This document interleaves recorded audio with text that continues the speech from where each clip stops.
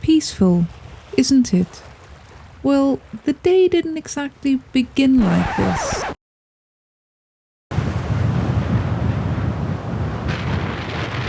I'd arrived at my launch point to find conditions livelier than expected. Realizing it was the wind pushing against the last of the incoming tide, I prepared to launch. I knew the sea wouldn't make things easy today. Wind and tide were both against me, but with unsettled weather on the way, this was my only chance to get away for a while.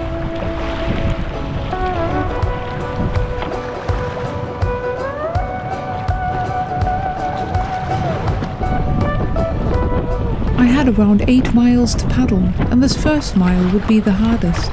The wind funnels fiercely through this narrow part of the loch, even on calmer days.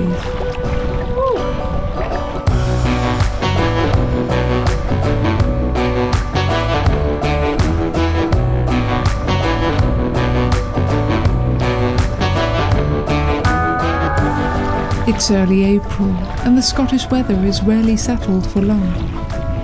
30-mile-an-hour gusts slowed me almost to a crawl at times as I worked eastwards along the southern shoreline, finding brief shelter in the occasional bay before heading straight back into it.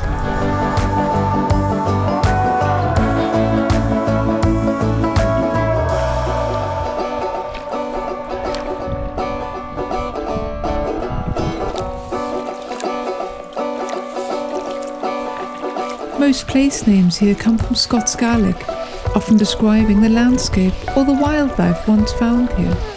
I've included translations as we go.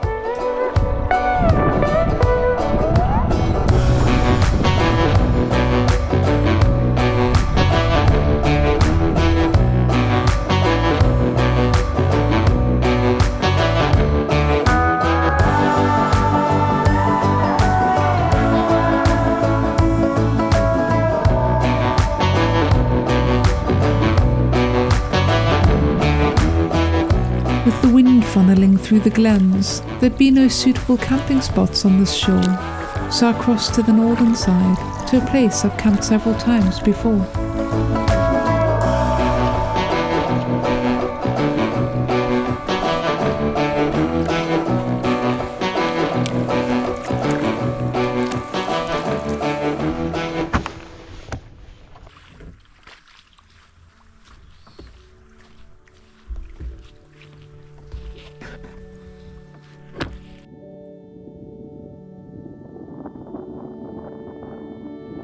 Not only was it a relief to finally be out of the wind, it felt great to arrive somewhere with happy memories. There's real comfort in returning to familiar places, especially when you're alone.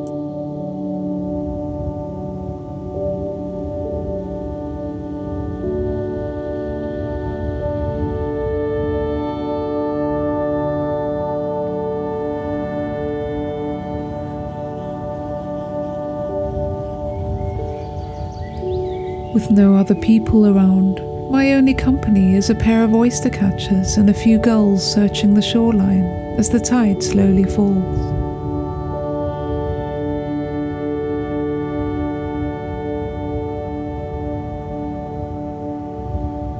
I love how time slows down in moments like these, as I go through the familiar rhythms of cleaning my gear and putting it away for the night. With the worries of the world far away, life becomes wonderfully simple.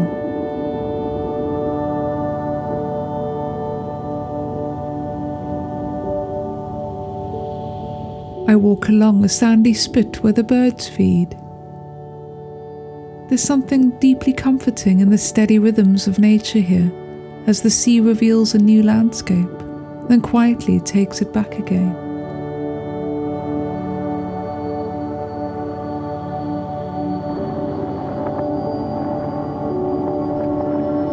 After the winter, it feels like such a long time since I last felt the prickling warmth of sunlight on my face.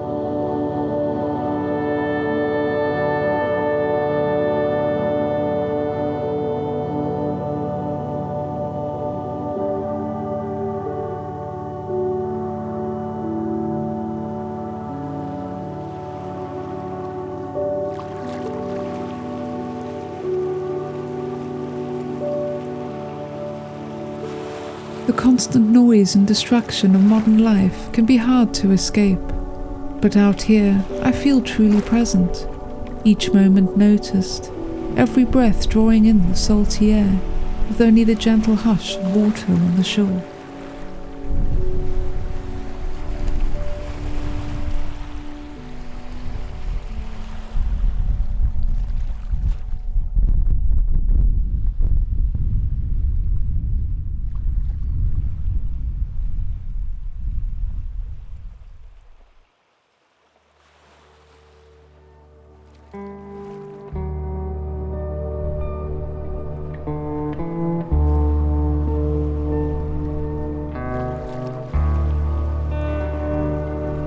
So let me share with you how this afternoon slowly passed.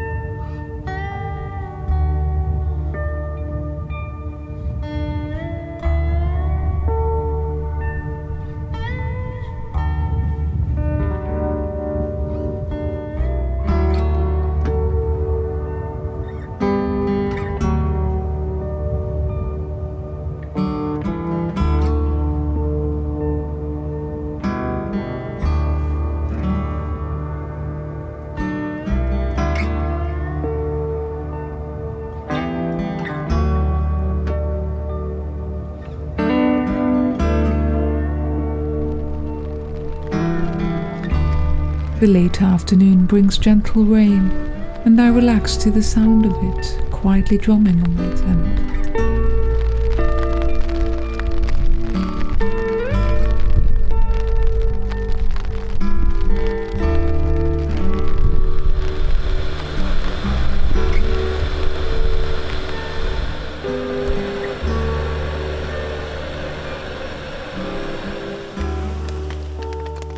I listen to the waves slowly breaking on the shore. By morning, the wind will change again, but for now, there is nothing to do and nowhere to be, just the sea and me.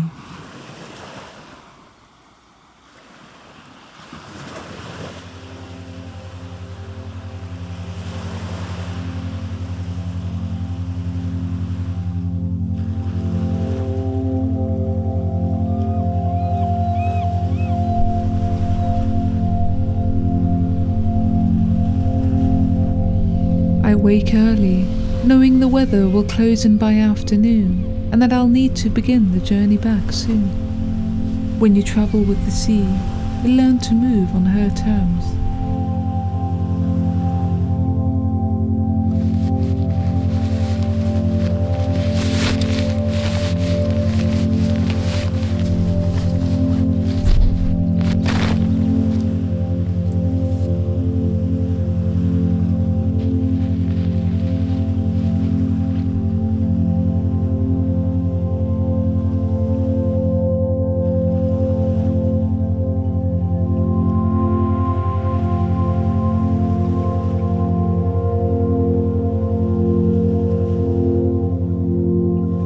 As I pack away the camp, the little comforts of the night disappear one by one, until all that remains is my boat, the shore, and the day ahead.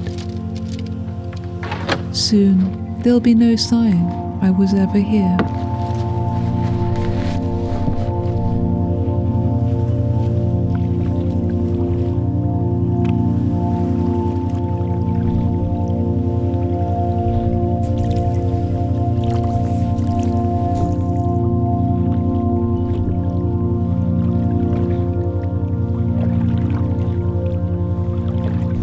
The wind is turned, but it's far gentler than yesterday. I make my way back to the south shore, the soft splash of my paddle the only sound, as the hills fade quietly into low cloud. Perhaps Neptune is still asleep.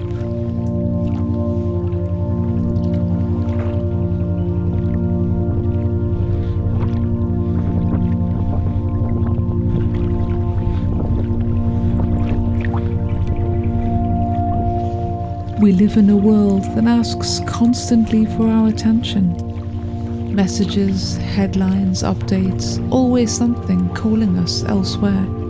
But time spent alone in places like this feels different. It asks nothing and yet gives a great deal in return.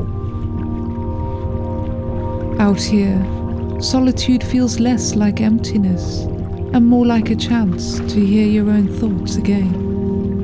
Perhaps all of our modern connections shouldn't come at the cost of losing touch with the natural world or with ourselves. Before long, I'll be back among roads, screens and schedules. But for now, there is only the rhythm of the paddle, the hush of the water, and the quiet company of the sea.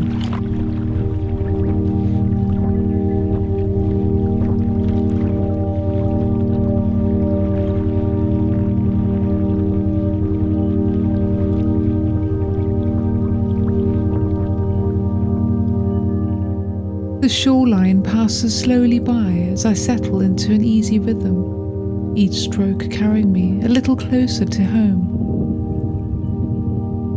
No 2 days on the sea are ever quite the same, and I soak up the atmosphere of these bays that feel both familiar and changed. Perhaps that's why I keep coming back.